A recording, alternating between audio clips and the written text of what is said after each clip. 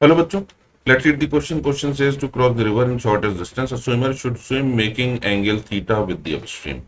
What is the ratio of the time taken to swim across in the shortest time to that in swimming across over shortest distance?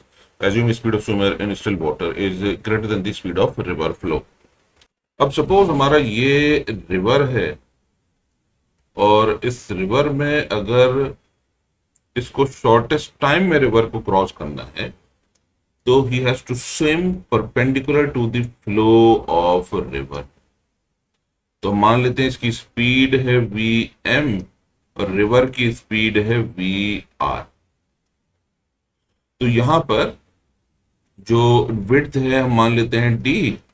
तो जो time होगा, time is equal to d upon velocity of man. ये हो जाएगी first expression.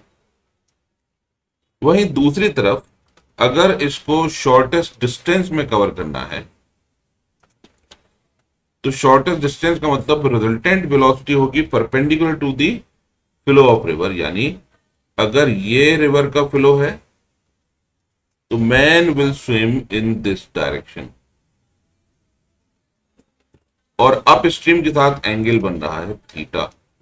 ये है velocity of man.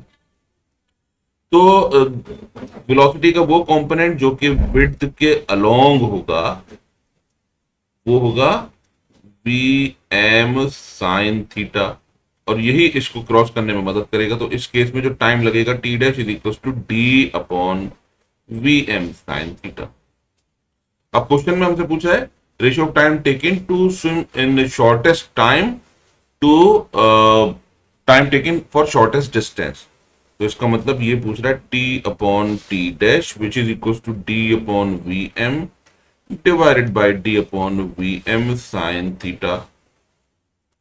Solve करने पर ये आ जाएगा sine theta which is option 2. I hope you understood the solution. Thank you.